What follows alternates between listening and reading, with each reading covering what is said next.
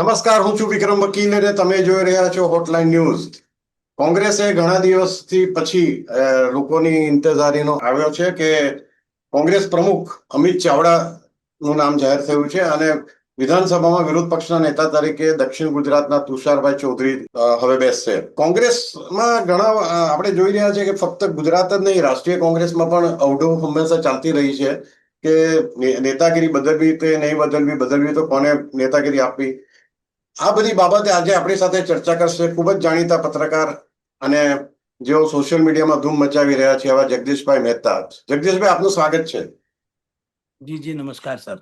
જગદીશભાઈ, આ કોંગ્રેસે આ તો કોથળામાંથી બિલાડું કાઢ્યું છે એવું નથી લાગતું, કારણ કે અમિત ચાવડા તો અગાઉ પણ રહી ચુક્યા છે અને કોંગ્રેસને સજીવન નથી કરી શક્યા. બીજી તરફ તુષાર ચૌધરી માણસ તરીકે ખૂબ સારા છે, મારા તો અંગત મિત્ર છે, અમારા દક્ષિણ ગુજરાતના છે. અને અમરસિંહભાઈ જે મુખ્યમંત્રી હતા એમના પુત્ર છે. પરંતુ ફક્ત આ વિધાનસભામાં કોંગ્રેસની એટલી પાતળી સંખ્યા છે કે તુષાર ચૌધરી પણ એમાં કઈ જાજો ફરક પાડી શકે એમ નથી. જગદીશભાઈ. વિક્રમભાઈ, આપે બિલકુલ સાચો અને સારો સમા બાંધ્યો છે. બેઝિકલી કોંગ્રેસને જો જીજી વિસા હોય, હવે આમાં શબ્દ વાપરવો પડે એમ છે, જીજી વિસા. ખાલી તૃષ્ણા નહીં, તૃષ્ણા તો હજી ઠીક છે. જીજી વિસા એટલે મરણ હરણ થવું. ગમે તેમ કરીને પણ આપણે લક્ષ્યને હાંસલ કરવું, એને જીજી વિસા કે. કોંગ્રેસમાં જીતવાની જીજી વિસા જ લગભગ મરી પરવારી છે. એને રગસિયા ગાડા ચલાવવા છે. એક તરફ રાહુલ ગાંધી કે છે કે અમારે ત્યાં રેસના ઘોડા બગીમાં, લગ્નની બગીમાં છે, લગ્નની બગીના ઘોડા જે ચાલે એને રેસમાં છે, એ બદલાવાની જરૂર છે. અત્યારે અમિત ચાવડા અને ભાઈ તુષાર ચૌધરી, અમિત ચાવડા ખેર ફિર ભી થોડા યુવાન છે, માનીને ચાલીએ કે થોડી ઘણે અંશે ઠીક કહેવાય એમ. પણ તુષાર ચૌધરીને તમે વિપક્ષના નેતા બનાવીને જો એમ માનતા હો કે દક્ષિણ ગુજરાતની આદિવાસી પટ્ટીઓને તમારામાં સામેલ કરવા કે આકર્ષી શકો, તો એ વાતને હું માનવા તૈયાર નથી. એ એટલા માટે સાહેબ, કોંગ્રેસની દ્રષ્ટિ છે ઓબીસી અને આદિવાસી વોટ બેંક ઉપર. બધા મને નેતાઓએ કીધું, આજે કોંગ્રેસના કેટલાક નેતાઓ જોડે વાત થઈ તો એને કીધું, સાહેબ અમારી સીધી નજર ક્યાં છે? ઓબીસી અને આદિવાસી ઉપર. મેં એને કીધું, તમારી નજર છે એનો શું અર્થ? એમ તો મારી નજર ટાટા બિરલા ઉપર છે, લ્યો, ઘણા વર્ષથી. તે શું થાય? એમ નજર હોવાથી થોડું થાય. તમારા તરફ ઈ જયારે આકર્ષાય તો કહેવાય કે તમે કઈક સારો ખેલ પાડ્યો. અને એ ક્યારે થાય? આમ આદમી પાર્ટીની જેમ તમે ચૈતર વસાવા જેવી કોઈ યુવકને આવું પ્લેટફોર્મ પૂરું પાડો તો એના સમાજને એમ લાગે કે અમારા સમાજના દીકરા કે દીકરીને તમે આગળ કરી યા કર્યો. હવે તમે તુષાર ચૌધરી તો જામેલા પીઢ રાજકારણી છે, તો બીજાનો વારો તો આવવા દો ભગવાન. તમારા ફાધર ચીફ મિનિસ્ટર હતા, તમે સ્વયં 2-3 વખત ધારાસભ્ય રહ્યા છો, 2-3 વખત સંસદ સભ્ય રહ્યા છો, કેન્દ્રમાં મંત્રી રહ્યા છો, તો હવે કોકનો વારો તો આવવા દો. રાહુલ ગાંધી કે છે કે અમે નવ સર્જન કરવા આવીએ, તમે તો વિસર્જન તરફ જઈ રહ્યા છો. એટલે આ કેસમાં મારી દ્રષ્ટિએ રણનીતિક રીતે બહુ મોટી થાપ ખાધી, અથવા તો કોઈનું કઈ ઉપજણ, દિશાહીન કોંગ્રેસ છે, દિશાહીન. ત્યાં જુદો રિપોર્ટ જાહેર કરવામાં આવે છે ને ધરાતલ હસ્તી જુદી છે.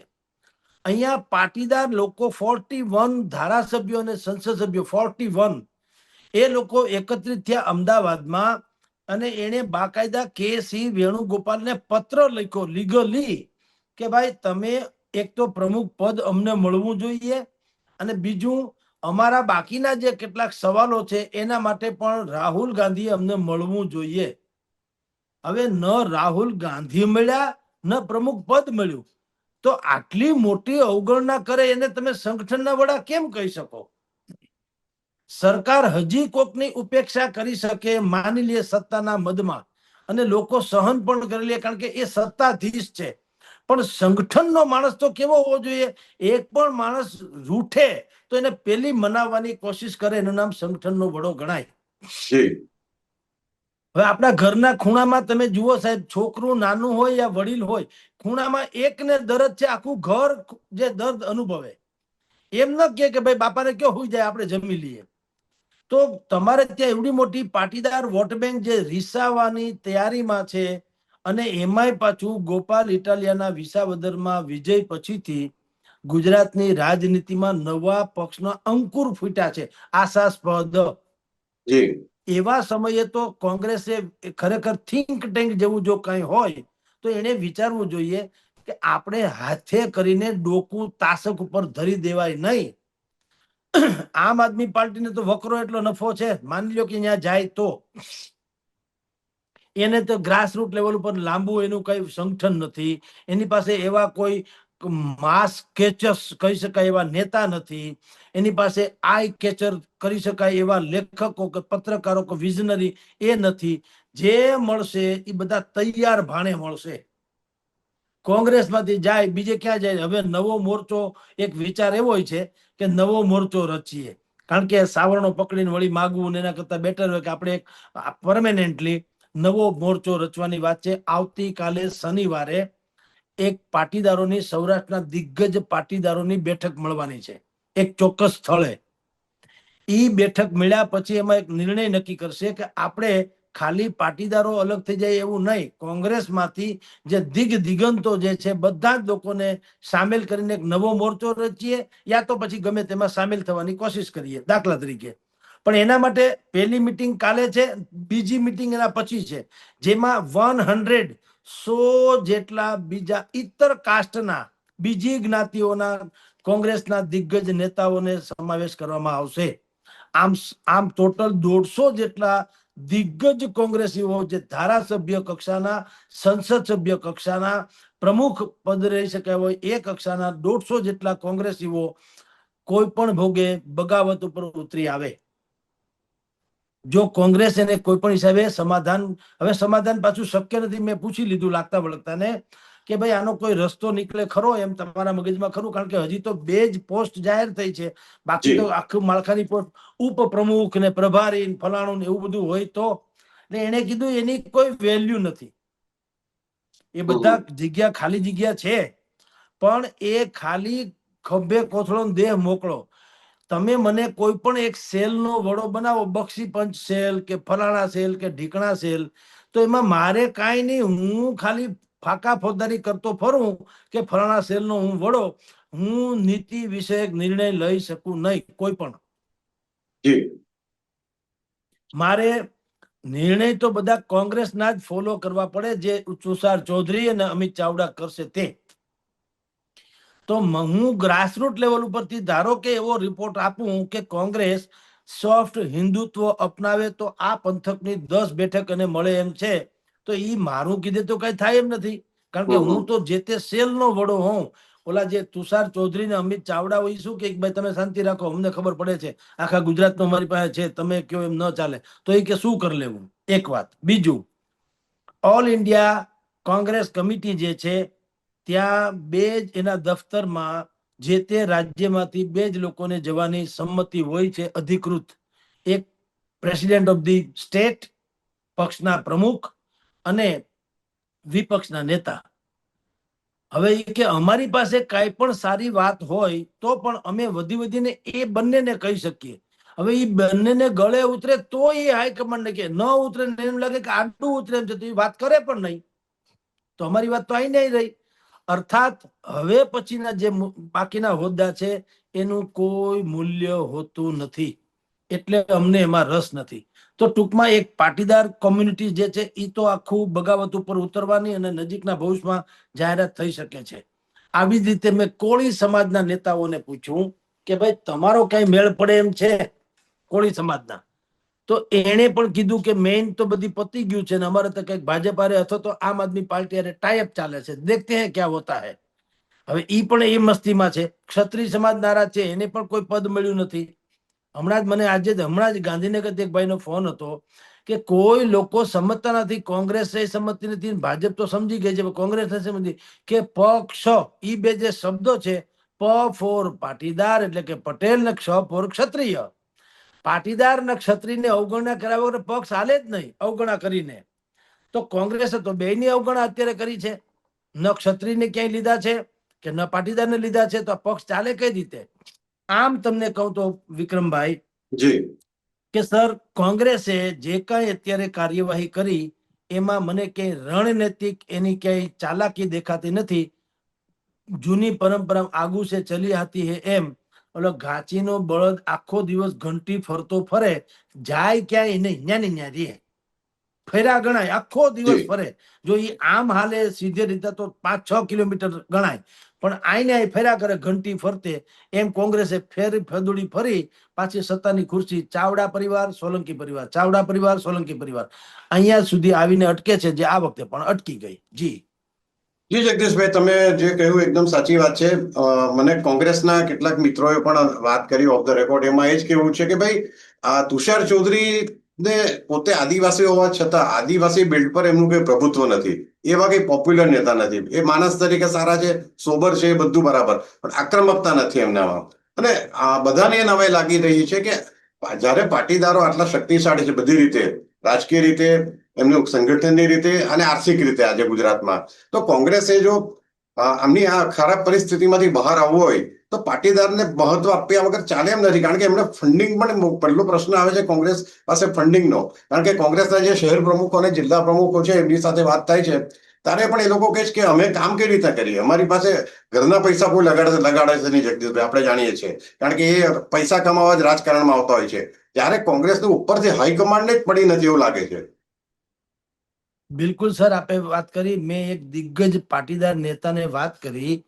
એણે એમ કીધું કે રાજીવ ગાંધી ભવન અમદાવાદમાંથી જે કોંગ્રેસ સંચાલન થાય છે, દર મહિને મિનિમમ 50 લાખ રૂપિયાનો ખર્ચો છે દર મહિને, બધું ગણો તો. અને આંધળુકિયા તો જુદા. આંધળુકિયા એટલે બીજા કોઈમાંથી કોઈને ખેડવવા હોય, પક્ષને લોકોને લેવા તો જુદા, પણ ઓફિશિયલ ખર્ચો 50 લાખનો છે. હવે એક ફાઇનાન્સર જે છે, એક દિગ્ગજ ઉદ્યોગકાર, એણે જે તે નેતાને એમ કીધું કે દર મહિને 50 લાખ જોઈએ છે, હું 1.5 કરોડ આપવા તૈયાર છું તમને, પણ શરત એક કે યા તો તમે પ્રમુખ હોવા જોઈએ પક્ષના, યા વિપક્ષના નેતા. કારણ કે અમે મૂડી રોકીએ તો કંઈક વળતર તો મળવું જોઈએ.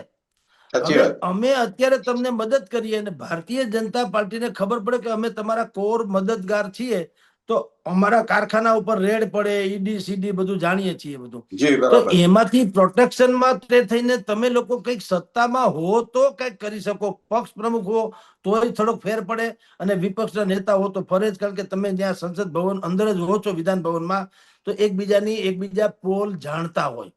એટલે અમુક પ્રકારનું જ્યારે કોઈ અતિક્રમણ કરે તો વિપક્ષમાં હોવા છતાં એ કહી શકે કે સાહેબ પછી તમે અહીંયા જાળવા દો ને તો અમારે ઓલી પોલ ખોલવી પડશે. એટલે થોડુંક સમાધાન કે શક્ય છે. પણ હવે તમે ક્યાંય છો જ નહીં, કેવળ ધારાસભ્ય બનો અથવા તો ધારાસભ્યના ઉમેદવાર બનો ને હારી જાઓ, તો એક તો અમે આંખે ચડીએ, તમારું તો જે થવું એ થાય, અમે તો આંખે ચડીએ. કારણ કે એક વસ્તુ કહું વિક્રમ સર, જી. કોઈ વસ્તુ છાની છૂપની રહેતી નથી. હમ. હવે એવું માનવાને કોઈ કારણ નથી કે કોઈ ફંડિંગ કરે ને ખબર ન પડે. બધાને જી બધી ખબર પડે છે અંદરના રાઈટ. લોકોને, કોણ કોનું શું ફંડિંગ કરે છે ને ક્યાં શું છે. બરાબર. એટલે હવે એ બધા ઉદ્યોગકારોએ કીધું કે ભાઈ તમે જો તમારી પોઝિશન ક્લિયર કરો, જો તમારું પક્ષમાં કોઈ ઉપજણ ન હોય તો તમે મને ગળે ઉતરાવો. વિપક્ષમાં એટલે કે શાસકમાં તમારી ઉપજણ ક્યાંથી હોય મને કયો?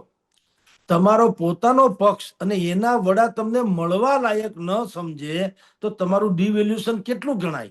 તો તમને શાસક પક્ષ શું કામ તમારી કઈ વાત માને? તમે સમજો તો ખરા. જી એટલે આ લોકોને પણ લાગી આવ્યું કે વાતે સાચી છે. એટલે એ લોકોએ નક્કી કર્યું કે ભાઈ આપણે અહીંયા સહન શું કામ કરવું? કારણ કે આમાંના કેટલાય નેતાઓ એવા છે જે કોંગ્રેસમાં હોવાને કારણે હારે છે, નહીં તો જીતે એમ છે. હું તમને નામ ગણાવું સાહેબ.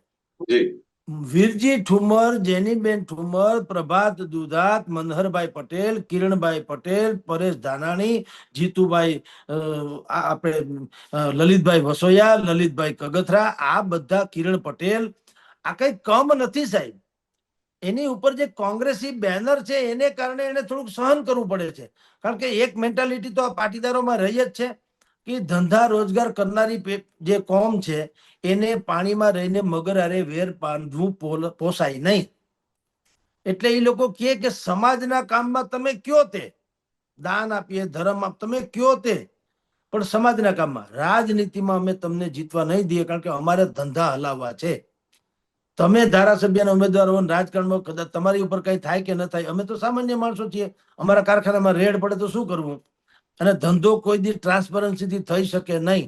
આપણે ત્યાં કાયદાની એવી ચુંગાલો છે, તમારે કાળા ધોળા કેરે છૂટકો છે. દુનિયામાં કોઈ, ભારતમાં કોઈ કંપની એમ કહી શકે કે એને એવો સીએ રાખ્યો હોય કે ગમે તેમ થાય એવો મારે એક પૈસો ટેક્સનો મારે બચાવવાનો નથી થતો, સરકારમાં ભરવાનું થાય છે એવું કે છે નહીં. બધા શું કે છે? બને એટલું નીલ થાય એવું કરો, કાળા ધોળા કરીને. કારણ કે બધા ડખા પિંજણ છે. એટલે પાટીદારોને આ લોકોએ કીધું કે આ સંગઠનમાં તમારો કઈ મેળ પડ્યો નથી. હવે સંગઠનમાં મેળ ન પડે, સરકારની તો વાત જ પૂરી થઈ ગઈ. એટલે કાં તમે તમારું ફ્યુચર નક્કી કરો, એટલે અમને ખબર પડે કે આ દૂધ દોણામાં જાય છે કે હેઠું જાય છે. ખાલી દોયા કરીને હેઠે જાય તો શું ફાયદો? એટલે હવે એકાદ બે દિવસમાં મોટું કઈ જે પરિવર્તન આવશે ત્યારે ચર્ચા કરી શકાય એમ છે. હાલ તો કોંગ્રેસે નવસર્જનના નામે વિસર્જન કર્યું હોય એવું લાગે છે. જી જગદીશભાઈ, બીજી પણ એક એવી વાત છે કે કેસી વેણુગોપાલ જે ખૂબ જ શક્તિશાળી છે. જેમ સોનિયા ગાંધી યુપીએ સરકાર હતી અને સોનિયા ગાંધી પ્રમુખ હતા ત્યારે અહમદ પટેલ પાવરફુલ હતા, બધા નિર્ણયો અહમદ પટેલ લેતા હતા. એ રીતે આજકાલ રાહુલ ગાંધીના કાર્યકાળ દરમિયાન કેસી વેણુગોપાલનું છે. પણ આ વેણુગોપાલ કોઈને મળતા નથી અને એમ જે કેટલાક કોંગ્રેસના નેતાઓના કહેવા પ્રમાણે ખૂબ જ અભિમાની અને તોછડા છે. એટલે ગુજરાતના ટોચના કોંગ્રેસના નેતાઓ પણ જો એમને મળી નહીં શકતા હોય, એમની સાથે વિચારની આપણે નહીં કરી શકતા હોય કે એમને તો નિર્ણય ઉપરથી થોપવામાં આવે છે. તો આ સંજોગોમાં જિલ્લા પ્રમુખ હોય કોંગ્રેસના કે શહેર પ્રમુખ હોય કે પ્રદેશ પ્રમુખ હોય, એ કઈ રીતે કામ કરી શકે? એ તો મોટો પ્રશ્ન હતો. ખરેખર તો વેણુગોપાલ અહીંયા પ્રભારી તરીકે ચાલે જ. મહાસચિવ ભલે હોય ઓલ ઇન્ડિયા કોંગ્રેસ કમિટીના, પાછા એના પ્રભારી પણ અહીંયા. હવે એક તો એને અહીંની ભાષાની ખબર નથી. હવે તમે વિચાર કરો, આપણે અજાણ્યા ને આંધળા બે હરખી વાત છે એમ કહીએ છીએ કે આપણે કોઈક અજાણ્યા ગામમાં જઈએ ને 50 વખત પૂછવું પડે કે ભાઈ ઘર ક્યાં આવ્યું, ઘર કે કોઈ કે લીમડા પાસે, તો લીમડા પાસે પીપળા પાસે. આપણે પીપળાની બાજુમાં લીમડો છે, ઈ લીમડો નાનો છે કે મોટો છે, ગાય બેઠી કે બળદ બેઠો, ઈ આપણે કેટલું બધું પૂછતા હોઈએ. જ્યારે કે જ્ઞાનો માણસ ધોળી બરાબર. તો પછી અજાણ્યા ને આંધળા. વેણુગોપાલ જે છે, એક તો એને જાફરાબાદ ને જુનાગઢ બે અલગ અલગ ગામ છે એ ખબર નથી એને. પેલી વાત તો એને એમ છે કે એક રાઈટ. હવે એને શું ખબર પડે કે અહીંયા શું ચાલે છે? લેવા હું કડવા હું, એનો વિષય જ નથી. એને એ કઈ ખબર જ નહીં કે આવું કઈક હોય છે, સમજી લ્યો. એટલે એક તો ઈ પેલા કોંગ્રેસની નીતિ જ ખોટી ને ખરાબ છે, રણનીતિક દ્રષ્ટિએ પણ. કે અહીંયા પ્રભારી કોને બને? કાબામાં કાબો માણસ હોય ને બનાવાય, કે જેને બધી ખબર હોય, અંદર બહારની બધી ખબર હોય કે કોણ શું કામ કેવા પગડા ખેલે છે એમ. એવો કાબો માણસ હોય ને પ્રભારી કર્યો હોય ને, તો કોકના ચોખ્ઠા આડાવડા હલતા હોય તો એ ફિટ કરી શકે. એટલે પેલા તો ઈ. બીજું, એ એટલા બધા ધનાઢ્ય છે કે જેની કોઈ સીમા નહીં. ધનાઢ્યની ચરમ સીમા છે સાહેબ. કેલ્ક્યુલેટરની સ્ક્રીન ટૂંકી પડે એટલો પૈસો એની પાસે. એટલે એને પેલા તો કોઈ ગરીબી કે શોષણ ને પીડિત ને વંચિત ખાલી એને ચોપડીમાં વાંચ્યા હોય તો ભલે શબ્દો, એનું ગુજરાતી હું એ ખબર નથી. જો વેણુગોપાલને એમ કહેવામાં આવે કે તમે ગરીબી ઉપર નોંધ લખો, નિબંધ, તો એ લખે કે એક ગરીબ માણસ હતા, એના માળી ગરીબ, એનો ડ્રાઈવર ગરીબ, એનો રસોઈયો ગરીબ, એનો અલા ભલા માણા ગરીબ ને હવે આનું શું કરી લેવું, એવા છે વેણુગોપાલ. એટલે એક તો ઈ કોઈ કાળે અહીંના પાટીદારો તો શું છે, આમ કોણી મારીને કુયડું કરે. એટલે કે આવડત હોય કે ન હોય, ગારાનો પિંડામાં કોણી મારે તો કુયડું થઈ જાય પાણી પીવાનું. ઈ ટાઈપના આ પાટીદારો છે. ઈ એમ ધરાતલ લોકો છે, સમાજ સાથે સંકળાયેલા જોડાયેલા છે. અનેકવિધ પાટીદારોની જે શૈક્ષણિક સંસ્થા, સામાજિક સંસ્થા છે, એમાં બધા હોદ્દેદારો પણ છે. એટલે એનું કઈ એના જળમૂળ બહુ ઊંડા છે. હવે એની તો કોઈ વેલ્યુ નથી કરતા. એટલે તમે જે પ્રશ્ન પૂછો કે આવી સંજોગોમાં વેણુગોપાલ સાથે લોકો કામ કઈ રીતે કરે, એટલે જ નથી કરવા માંગતા. એટલે હવે છેડો છૂટકો કરવા માંગે છે કે ભાઈ છેલ્લી તક હતી. રાહુલ ગાંધી જયારે અહીંયા આવીને સાબરમતીના તટ ઉપરથી એવું બોલી ગયા હતા કે ભાઈ આપણે કોંગ્રેસમાં રેસના ઘોડાને જ રેસમાં મૂકવાના થાય છે. જે લોકો બગીમાં શોભે એને લગ્નની બગીમાં રાખશું. અને ત્રીજો વિભાગ એને આપ્યો તો, ત્રીજો એક ઘોડાનો વર્ગ, લંગડા ઘોડા. એને કીધું કેટલાક લંગડા ઘોડા છે. લંગડા ઘોડા એટલે પાંજરાપોળ હોય ને એમાં નિભાવ કરવાનો હોય. ગૌશાળામાં ગાય દોવા દે, પાંજરાપોળમાં દોવા ન દે. એ જીવે ત્યાં સુધી હાચવવાની.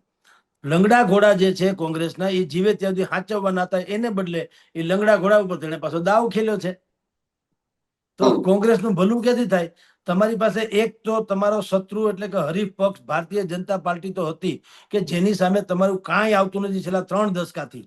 હવે એમાંય બચ્યું કચ્યું જે તમને મળતું હતું એ પણ હવે આમ આદમી પાર્ટી ગોપાલ ઇટાલિયા લડી લે એમ છે. એણે એક નવી આશા જન્માવી છે, લોકો ત્યાં ડાયવર્ટ થયા છે. તો કોંગ્રેસ પાસે રહેશે શું?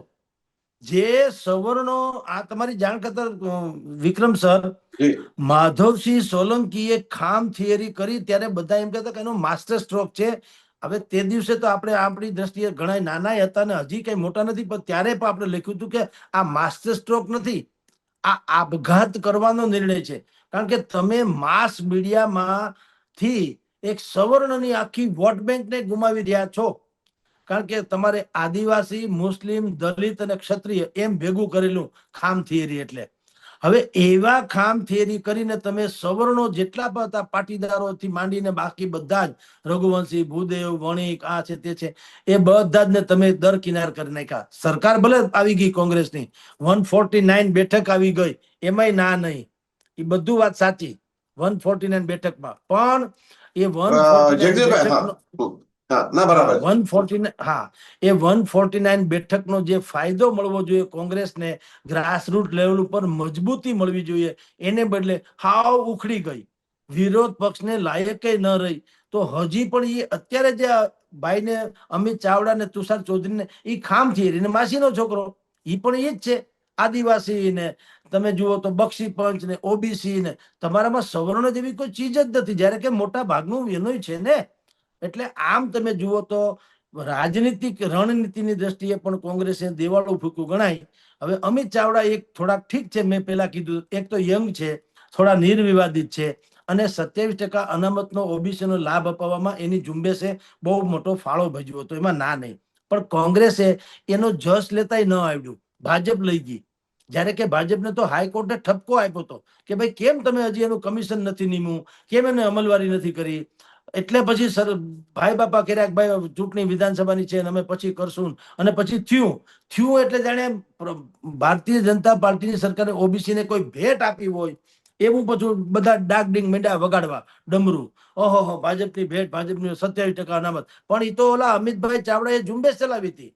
પણ કોંગ્રેસના જૂથવાદે અમિતભાઈ ચાવડાની જે ઝુંબેશ હતી એને ક્યારે બ્લાસ્ટ થવા ન દીધી, સુરસુરિયામાં કપાવી દીધી.